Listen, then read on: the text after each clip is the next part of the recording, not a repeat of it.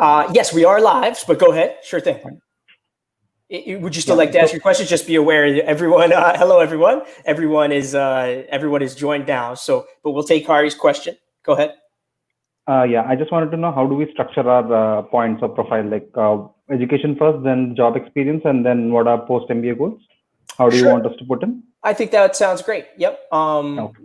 So as Hari just mentioned, and let me take it all the way back a little bit and welcome everybody to today's applicant profile review. We're going to do 2 live profile reviews as part of today's session. We have Hari and Akshay here, who have been kind enough to put themselves out there and kind of talk through their own profiles, their own educational backgrounds, professional backgrounds, and goals, as Hari just alluded to. My name is Guglielmo, and I'm the founder of Avanti Prep, which is an MBA admissions consulting firm and GMAT Club partner. You can learn more about Avanti Prep on GMAT Club or by visiting avantiprep.com, where we do also invite you to sign up for a free consultation. We work with applicants all around the world, from the Middle East to Africa to India. The applicants joining us today both hail from India. We'll talk through all the different dynamics that are on their mind, all the different questions that are on their mind. And hopefully what we'll make a point to do, what I'll make a point to do, is try to extrapolate some of the individually specific questions that they might ask. I'll try to extrapolate those and make some broader points that hopefully help everyone out there think through their own profiles and their own dynamics. As Hari was just asking about, how should we structure our points? That's a nice segue to say, hey, let me pass it. What we're going to do is pass it to Hari and Akshay briefly to give a 2-minute introduction about themselves, just so you all out there have a little bit of background. We'll have some of their profile basics, I guess, up on the screen too, and then we'll take questions from each of them. I'll share my thoughts, and we'll save a nice chunk of time at the end of this session for questions. So without further ado, let me pass it to Hari for a brief introduction, and then to Akshay for a brief introduction, and then we'll go into the reviews. So Hari, take it away. Yeah, thank you, Greg. Hi, everyone. So my name is Hari Krishna. I was born and brought up in India, in multiple cities of India. So my undergraduation has been from BITS Pilani. The primary reason that I chose that college is that it gives sufficient freedom to a particular individual, the students there, to pursue their own interests. So apart from the academics, during my time at BITS Pilani, I was actively engaged in leadership roles and club-related activities. Key aspects or the key initiatives that I was part of was, one was I was part of the bidding team wherein we were planning to host the Harvard Project for Asian and International Relations. It's a cross-cultural conference held in any part of South Asia. So we were finalists. So the experience was quite enriching, because that was one of the initial leadership roles that I took part in while my time at BITS. Apart from that, I was also part of the the university's fest for Department of Sponsorship and Marketing. So once I graduated, I was in a dilemma as to what is the career track that I wanted to pursue. And I took a break of about a year. I traveled throughout India. And then gradually, I realized that the major goal, that the core ambition that I had, was to create an impact at scale. So I felt that there was good potential in the e-commerce startup, while I had inclinations towards working in the government space.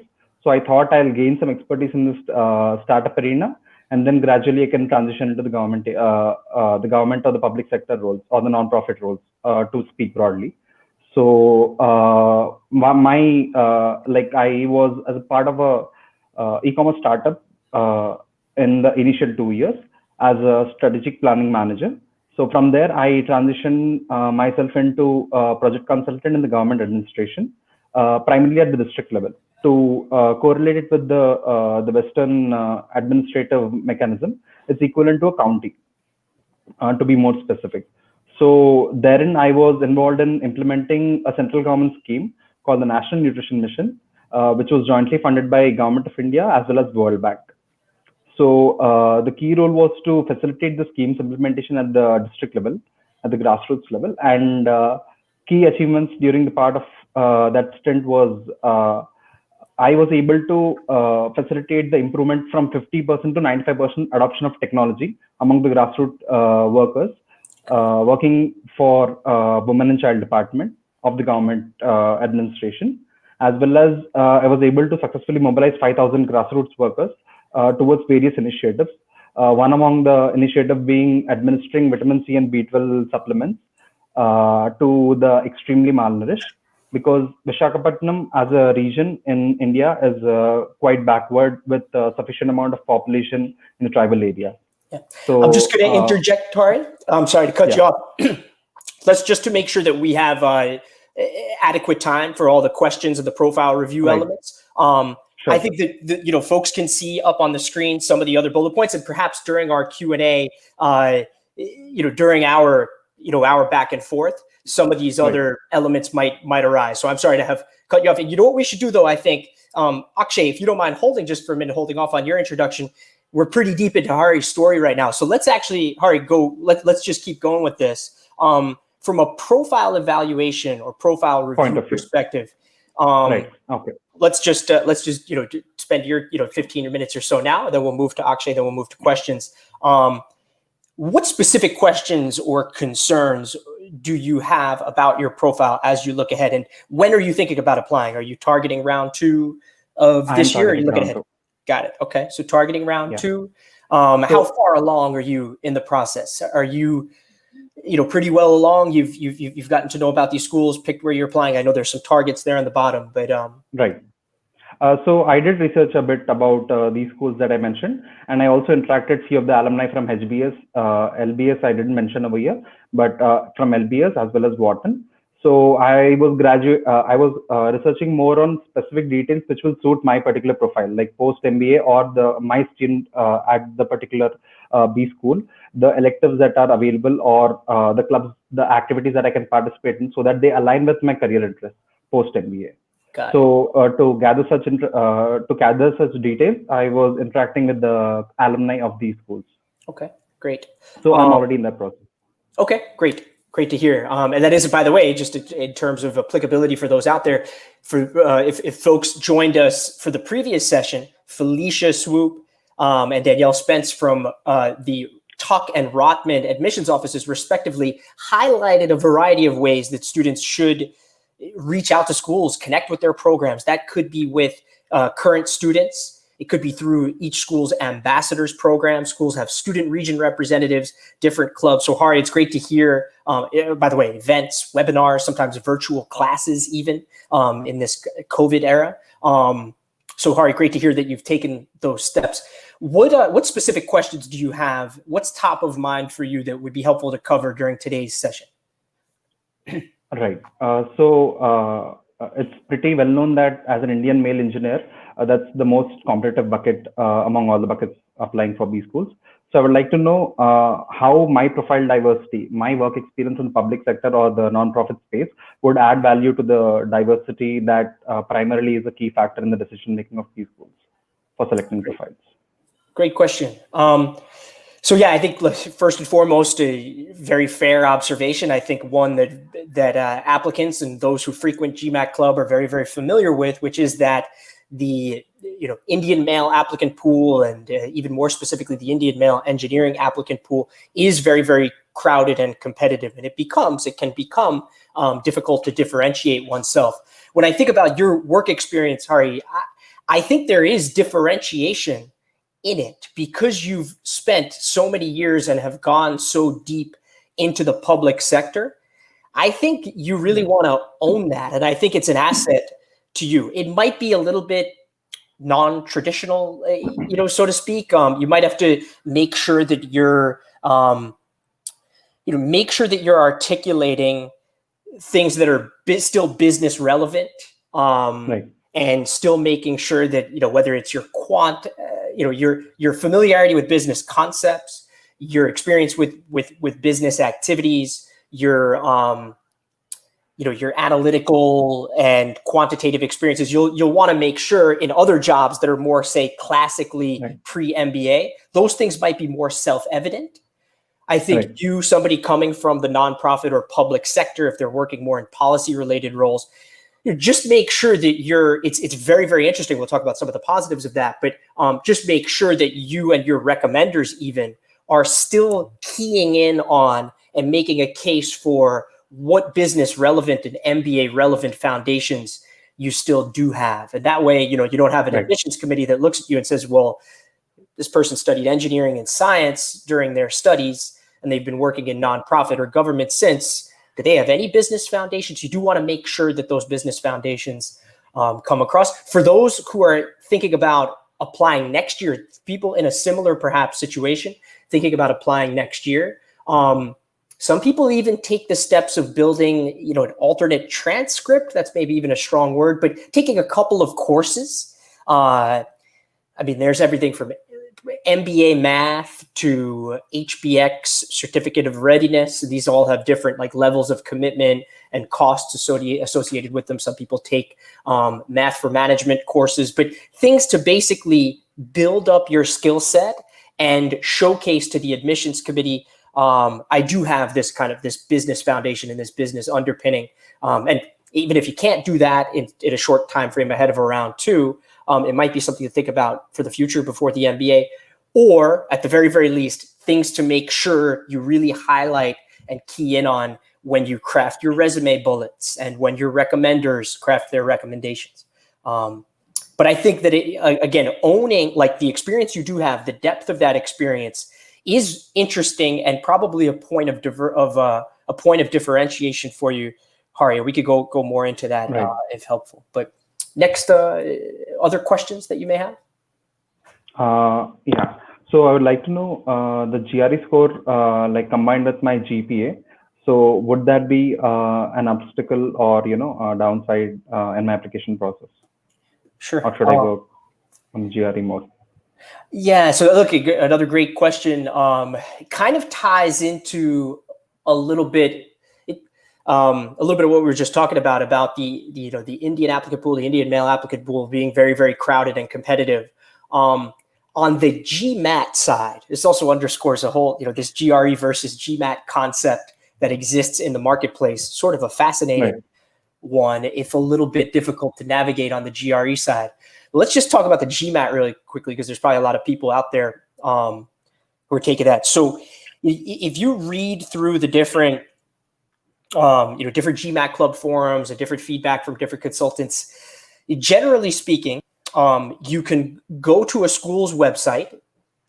You'll want to look up its class profile page, and you'll usually see an average GMAT score posted there for essentially any program out there. You might also see GMAT score ranges. And I think the most interesting ranges are actually the middle 80% ranges.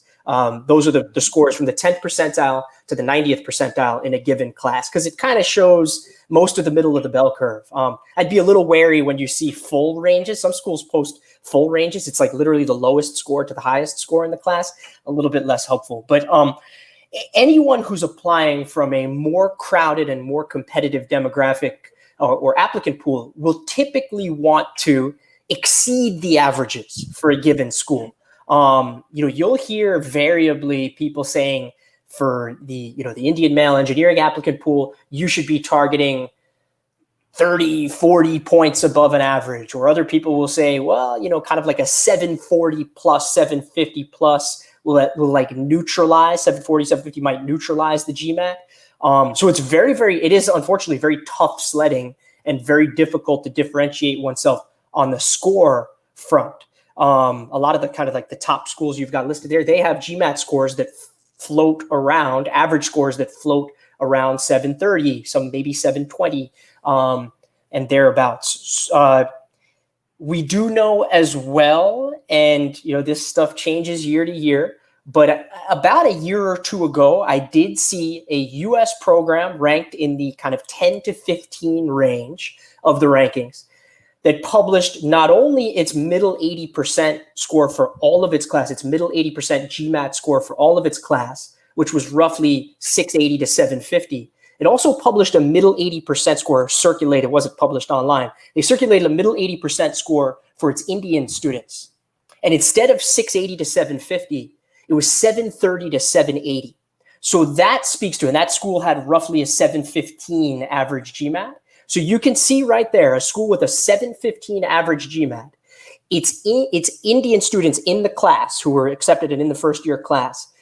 The 10th percentile score among the Indian cohort was 730, and the 90th percentile score was 780. So this does, unfortunately, again, it sounds so daunting. It speaks to some of the score dynamics and how you really, really do want or need to be, a deviation or two above a class average. Again, that school, roughly a 715 average for its whole class at a 730 to 780 range, middle 80% range for its Indian cohort. Now, taking it over to the GRE, hopefully that's helpful, for everyone out there. It doesn't mean there aren't exceptions to that either, but those are just, the statistics at least give us a little bit of a foundation. Translating that over to the GRE is very difficult. If you just take the numbers and plug them into there's an educational testing service tool you could find online that you could plug in, 169 quant, 156 verbal, and it would spit out a GMAT equivalent for you. But what we usually find is that those equivalents don't quite hold up when we look at the averages for schools. So put another way, schools who do publish their schools who do publish average GRE scores on their website, on their class profile page, if we tried to convert those to an average GMAT, the average GMAT that they convert to would fall lower, sometimes a good bit lower than what a straightforward GMAT score would be. So it becomes a little bit harder to read. But nevertheless, sorry to take it all the way back, and I'm sorry for that long kind of GMAT GRE tutorial. But if we take it all the way back to your scores, I would say you're at a 325 right now.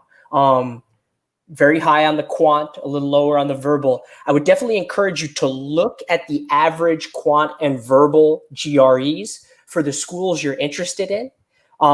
If you combine those scores, you're usually going to see at top schools, you've got Harvard and Stanford listed there. Harvard has a GRE median of around 326. Stanford has a GRE median around 329 or 330. Other schools, as we cascade down the rankings, 325, 323, 322. If we apply all of this logic that I've commented on, you'll, I think, be in a stronger position at schools where your GRE score is several points above the average. Again, we had that example from the GMAT side. We could kind of extrapolate that. It's a little bit less precise here. The other thing to keep in mind too is to look at the quant and verbal subscores. Schools do publish those. A lot of schools, we're going to see average scores at the school of like a 162 quant and a 161 verbal, 163 quant, 163 verbal. I think, Hari, you'll find that your quant is in that nice position, a few points above the average for the school. If there's any way to boost that verbal or a retake, I do think right now that GRE score for the schools you've listed as your targets, I think that it might kind of like be around the average for some of them. It'll be a little below, it'll be a little above for others. But I think really the goal would be, for all these reasons I've described, the goal would be to get it above the average, and I think tangibly above the average, as we've seen with some of those GMAT dynamics as well. So I think there's probably an element here, again, as I compare the GRE score to the target MBA programs, there's an element here of either needing, if you want to keep those schools, I think there is a need to boost the score, or probably more likely, and even if you do boost the score a little bit, to diversify the list of schools. I think you've got a very, very, very challenging list, almost as probably about as challenging a list as one could come up with right now. But let me pause there. Apologies for the length. And Hari, other thoughts or questions for you? Yeah, that's pretty much about it, I guess.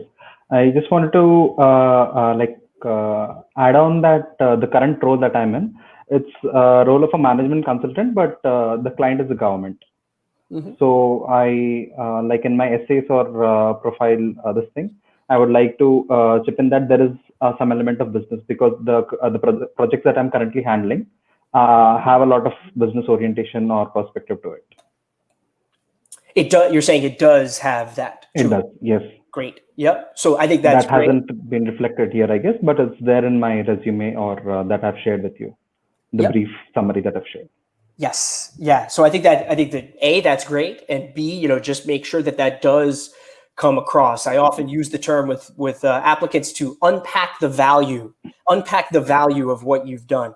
Don't assume, for example, that somebody, a lot of times, as for all the different profiles and applicants and applicant jobs that admissions committees have seen, we don't really want to just rely on reputation or you say consultant in a title or something. We don't want to just rely on those words to tell the story. We want to make sure those bullet points and those talking points later on in an interview are really, really unpacking the value and connecting the relevance. But that's great that those skills and experiences exist within what you're doing. And I think there are really, really interesting things lurking here. I did want to ask quickly before we move to Akshay about your goals. Hari, you said gaining managerial work experience in the private sector, specifically in the fintech space. Can you tell me a little bit more about that?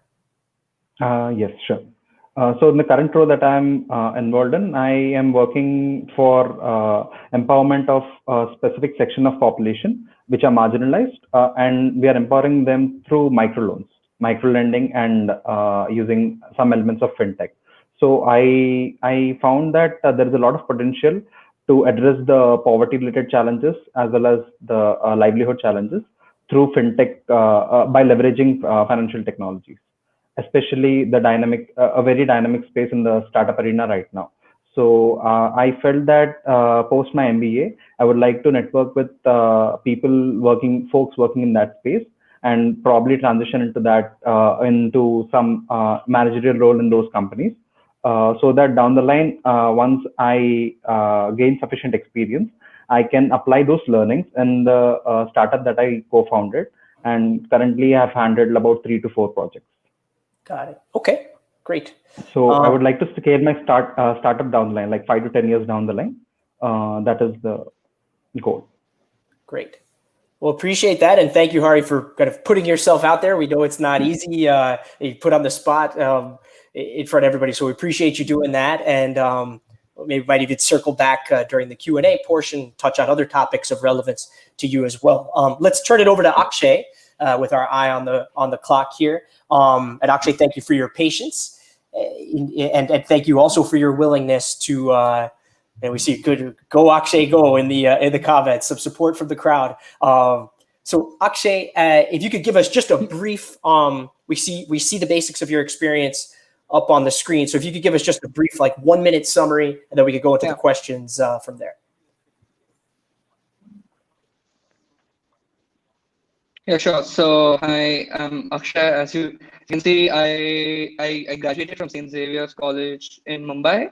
I did my Bachelor of Arts in Economics. Post that, I did my graduation in 2015 itself. Post that, I worked for 3 years in an MBA firm. I initially started as an analyst and I left as an associate. I worked on variety of projects over there. I mainly worked with various practices. So worked on capabilities and various practices to develop tools and to develop various tools for them and to work and to help clients with those tools then. And I also worked on quite a few cases during my time period over there. Post that, I'm working at a video sharing company. I've been working there for 1.5 years. I'm working with their strategy and ops team in their marketing team particularly. I've also worked mainly on developing internal processes for the company to improve them and to have new processes set up for them. While at the same time, I've also worked on doing a lot of looking at their marketing campaigns and measuring them, doing a lot of data analysis to measure their campaigns and see how successful they have been. And additionally to that, I think I mentioned working with the team on ad hoc projects as they come along to help them set up new processes or new tools that can help them in the future. Other than that, I currently have a relatively low GMAT score, but I'm planning to retake that, as well as I'm planning to take an executive assessment test that I'm planning to do later in mid-November. My goals mainly post my MBA are that I would like to continue in the field of entertainment and media that I currently am in, and also want to continue in that. Further delve more into more of business development and content strategy role. And I think so with my experience of MBA of consulting plus in currently being an entertainment company, I think so I'll be able to gain that knowledge and gain that skill and utilize that in MBA as well. The colleges I'm mainly looking at have a good entertainment and media program per se. They have a lot of entertainment and media cloud. They have a lot of alum in these fields and are located accordingly in top cities that have a good background of a lot of media crowd that is there. I think so. That's about it. In college, I worked with a department which was heavily into. I was head of the department in college where I ran a lot. I was managing a large team as well, and I also which also focused in this field itself. So that's a quick summary. Won't dive into like the more details of work and other stuff around that. That's plenty. Thank you very much for that. Gives us some context through which we can talk about all of this. Do you have specific questions that we can help with today?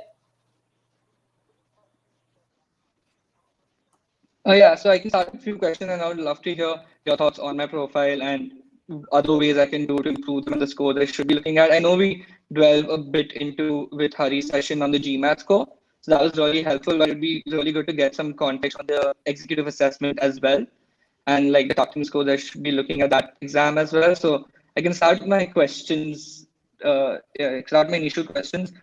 Regarding, again, it goes back to about my work experience and the diversity that I'm bringing, if there is any, into when I'm applying to these schools, and if I can, what else, how I can better put it forward as well when I'm doing the application. I'm sorry, I missed the exact question there. If you don't mind repeating, I think it got cut off a little bit.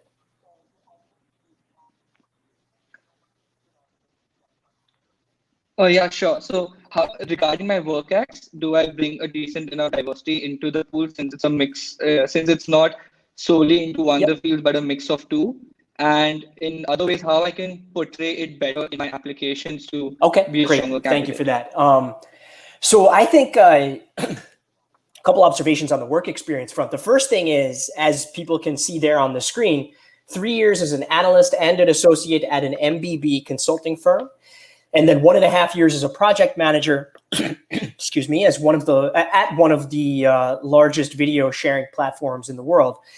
I think that you've got, just from a headline experience, you've got very, very strong work experience. You've got, when admissions committees look at, the consulting field, any industry for that matter, there's sort of a hierarchy, I guess you could say, of firms. And to have experience and a promotion and several years of success and some leadership within that at an MBB firm is very, very powerful and compelling. That's a really rock solid and strong foundation, I think, to your work experience. Likewise, on the video sharing front, this is another company that is very, very well regarded and in that kind of well-known and well-regarded tier of its own industry. So I think that's first observation, really strong on the work experience front.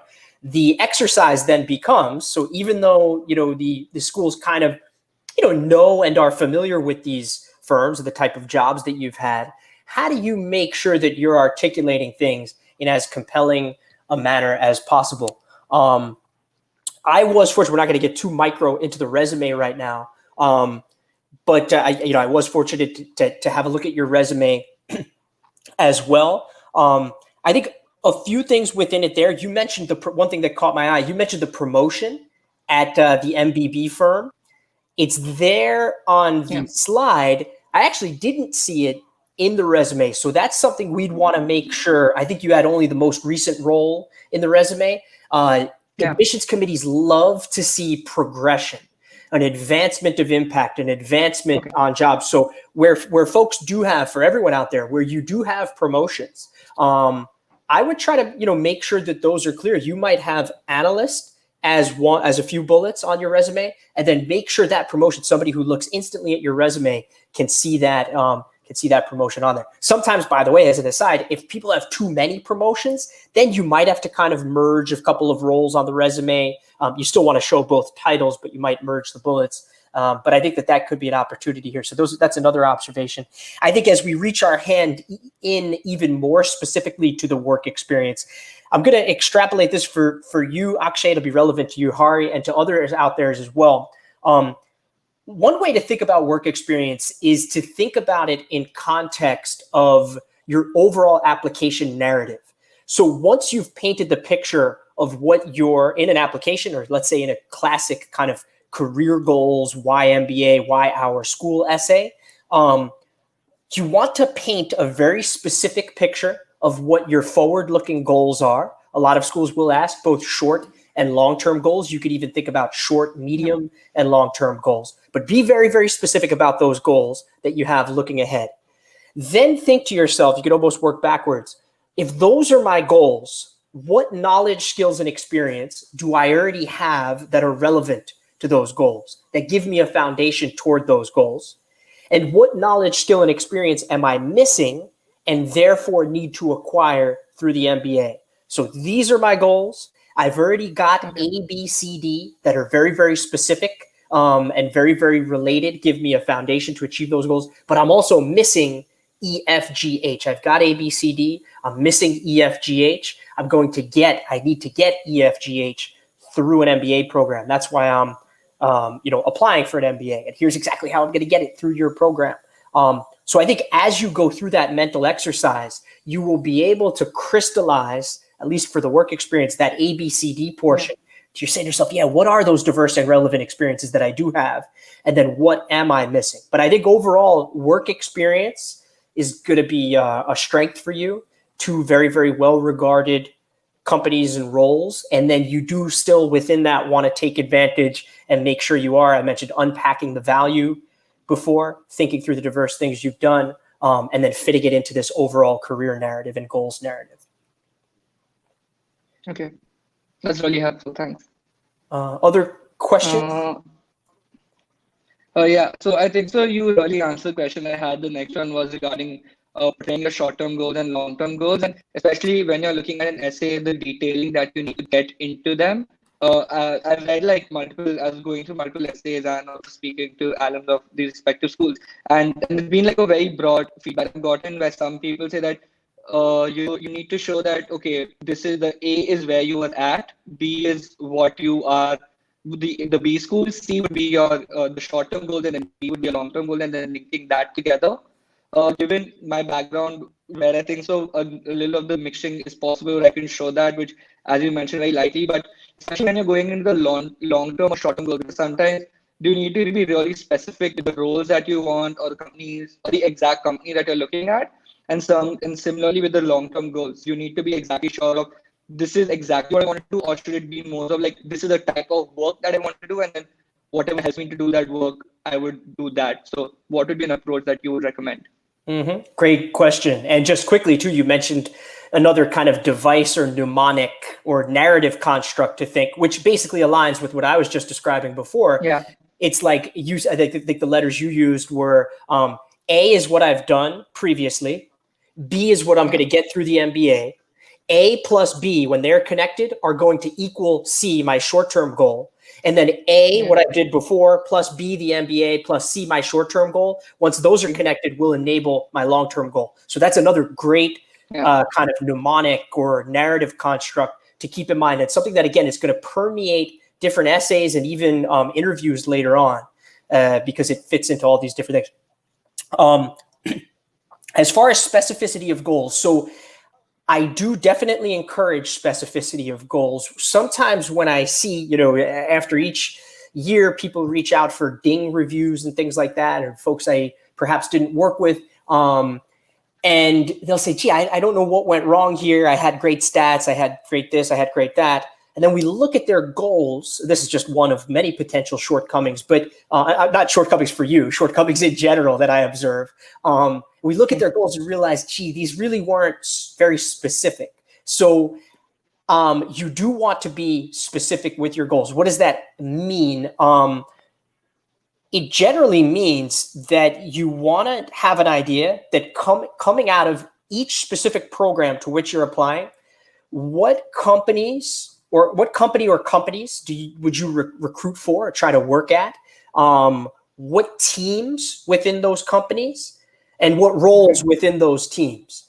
So it does entail both like self-reflection about what your goals are and where you want to go, as well as research into the schools, because you have to try to identify like if I want to go into media and entertainment, like what are the companies that hire at what media and entertainment companies hire at or recruit at Columbia, NYU, Stern, Marshall, Anderson, et cetera. And what are the roles? Like what is a content strategy role? Do they hire MBAs from Marshall into those roles? So really, really be specific about that.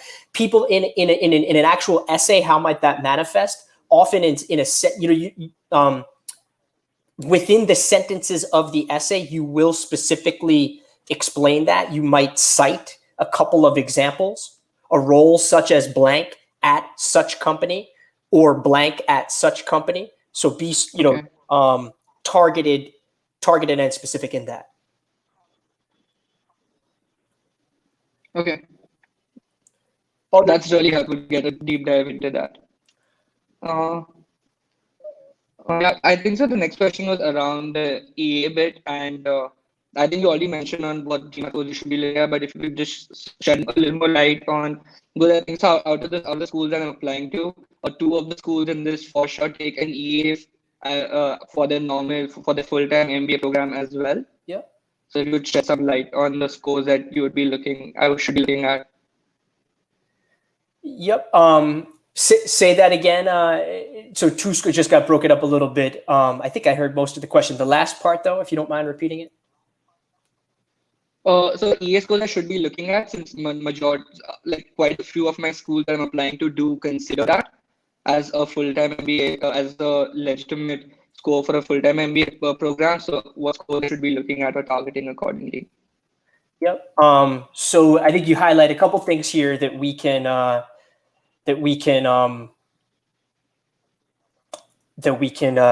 touch on quickly. We went into a big GMAT deep dive previously, so we don't have to rehash that. But I do think just very quickly as it relates to you right now, and we all have to start somewhere on the GMAT. It's a hard test. It takes a lot of preparation, a lot of time, a lot of persistence and perseverance. I think to some of your observations, Akshay, there is maybe a kind of a mismatch right now between your work experience, which I think admissions committees would look at and say, wow, this is really, really well regarded, kind of like gold work experience, great work experience. And then the GMAT score would put you kind of out of contention right now for the types of programs that you've mentioned. So trying to boost that GMAT score would definitely be valuable. I'd even consider it an imperative right now. And then the EA, it is in the conversation as a potential option and a little bit of a gambit to do it. Full-time programs only recently started accepting the executive assessment. You mentioned some of the schools that do. Columbia and NYU Stern come to mind. For those schools, I think it can be a little bit odd, let's say, to apply with the score. They say, well, why didn't this person submit a GMAT score? But I have seen people do it. I've actually seen people and worked with people who've done it, who have done it effectively. So it's a little bit of a different angle. If you do perform well on the EA, then certainly it's an option for those schools. And if you can't break through on the GMAT, and we're going to move to Q&A in just a minute, but if you can't break through on the GMAT, then it does become your best option to apply with the EA, to own, only with the EA to those schools. Because if you take the GMAT and boost your score 30 points or something, you're still going to be out of contention. You can look at those ranges and stuff like that. Columbia, NYU, all these schools post their middle 80% ranges. You can take a look at those. And if you're still going to be out of contention on the GMAT side, the EA does become an option and would give you probably your best chance, because the GMAT would put you out of contention. I think we do need to move to Q&A here. And actually, even during that, if we have a pause or something and you have another question from the crowd, how is Hari's gap year viewed, especially if it were due to family circumstances or immigration difficulty beyond one's control? I think gap years are totally fine. It might take it might warrant a little bit of an explanation in an optional essay. Schools will typically, Hari, you'll encounter this, schools will typically offer up either an optional essay or what they call an additional information section. Could be 250 words, 300 words, 500 words. You don't have to fill the whole essay. But if there was a gap like that, a gap year perhaps, a little bit of explaining there. What did I do? How did I grow? What was the reason for it?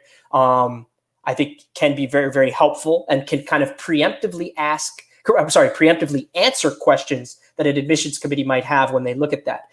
There's a little bit of a nuance there between gap year and employment gap too. I think for anyone out there with a quote unquote employment gap, schools will typically require you or really, really invite you if you had an employment gap of greater than 3 months, which this technically, I guess, kind of qualifies as well, to explain that. So whether it's an employment gap for reasons beyond your, reasons beyond your control, or a gap year where you maybe more voluntarily took a year off, I think definitely preemptively explain those. Talk about what you did, what was the reason, how'd you spend the time, how did you grow? Use it perhaps even as an opportunity to highlight, to add value to your application. What did you do? What did you experience? What were you exposed to? How did you grow? How did it change your worldview? How did it change your thinking? And an optional essay or additional information, you don't have to fill the whole thing. Just a few sentences to explain and add a little bit of value and context can be very helpful. The word holistic is something that is mentioned by almost every AdCom member during discussions. Would like to know, Greg, how does the AdCom review applications actually? So, great question. Holistic is that classic word. Gosh, I think there are probably, rather than to walk through this here, there are, I'm even thinking of a recent article on Poets and Quants or other places around the web where you could find and read about this. I think that there are, and let me maybe hit the key point that's relevant here. I think it is absolutely true that evaluations are holistic. It includes this whole mix of things that are both, academic. Where did you study? What did you study? What were your scores? How did you finish in your class? GMAT scores, your GRE scores. How did those stack up relative to your competitive applicants? Professional experience. Where have you worked? What have you accomplished? How have you progressed? How does that all come across in your resume and your applications and your recommendations? What do you do outside of work or outside of school? What leadership have you had? How well do you tell your story? How specific are your career goals? And how logical and connected are things? How well do you understand each program to which you apply and then convey that fit? It truly is holistic, and there are even more things we could add to that. I do think one thing, though, that probably gets underplayed in that, and I like to frame it this way, the GMAT score or the score, I consider it more of a both part of that holistic evaluation as well as sometimes an initial barrier or threshold to entry. So I think that perhaps is one piece I'd highlight that doesn't always get, or the full context of which is not always articulated. So the GMAT score is both part of that holistic evaluation. It's in the mix of all those different things that are part of it, but it's also a very, very strong initial consideration. Because for reasons described during that long GMAT GRE chat I had with Hari before, if you're out of range or totally out of range for a school or totally out of range for your applicant pool at a school, it's kind of it's going to be a non-starter for you. You'll want to either boost the GMAT score so that it gets into range, or you have to recalibrate your target list. We'll take another question or two here. Do schools acknowledge people with open minds as it pertains to goals? Great question. So I think we do want to be specific in the applications. You are articulating a plan, even if behind the scenes you might be entertaining the possibility of 2 or 3 different things. In an essay, in a goals essay, we don't really want to be wishy-washy or say, I'm kind of thinking about this, but I'm kind of thinking about that. I would really encourage figuring out what's the plan that I'm articulating, what are those very, very specific goals? What's the passionate purpose behind those goals? Where did those goals come from? And then again, how does the knowledge, skill, and experience I already have give me a foundation and how for these goals? And how does the knowledge, skill, and experience I'm missing and would acquire through the MBA, how do those together launch me toward those goals? A little bit of open-mindedness in a candidate and as a person is super important, but we definitely don't want to, an open-mindedness about what can be achieved within, your given sector or your given goals. I think those are very interesting. But I would caution against being wishy-washy about goals. Take another question. Sure. Let's try to get these in real quick. What can we do for George? And then we'll go to Hari. What can we do to increase our chances if we're working at a consultancy and don't have much of a leadership role? Very quickly, just for everyone out there, even if you don't have a formal leadership role, you typically will find, if you really wrestle with and introspect on what you've done in your job, I think you will typically find that you've spearheaded projects, managed initiatives, mentored interns, mentored people who've just joined. Even if you're an analyst a couple of years out of school or an associate a couple of years out of school, oftentimes you'll have kind of like spearheaded processes on a de facto basis. So I would say, even if you don't have formal leadership in your title, there's often, I would say even almost always, forms of leadership lurking within what you've done. So I would unpack that. And in the last minute or two here, unpack and articulate that. Hari, back to you for a last question. Yes. I had one question on framing our essays. There are qualitative as well as quantitative aspects in our profile or story. So what I presume is a resume takes care of the quantitative aspects, the what aspect, and how and why about a personal story should be reflected in essays. Is it such a distinction makes sense, or like it's more fluidic, like there's no such distinction? How do you suggest to frame our essays? Yep. Yeah, I think that's kind of a one way to think about it. Essays are not going to be a place where you mentioned quantitative and things like that. The resume is the ideal place, and recommendations as well, to the extent your recommenders could make sure they focus on that. Those are the places where like the accomplishments, the impact, the quantification of those things should really come across, what you've done in your job, the impact you've had, quantified impact where possible.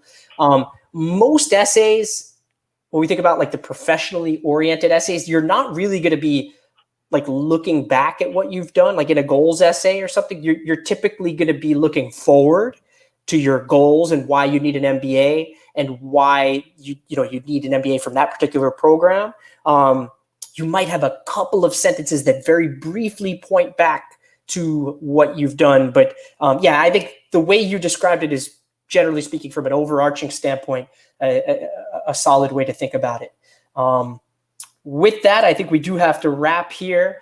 Hopefully there were some valuable takeaways lurking in the midst for not only for Hari and Akshay, but also for folks out there as well. We have a student panel starting in about 10 minutes. If you don't have for those who have the link to that, perhaps it could also be shared in the comments as a reminder. And again, happy to, whether it's with Hari or Akshay or anyone else out there, you could visit avantiprep.com, sign up for a free consultation. And I know there's a lot to capture in a conversation like this. We could have a more specific and focused conversation should you do that. Hope to see everyone at the student panel in about 10 minutes. Sure. Thank you, Greg, for the information.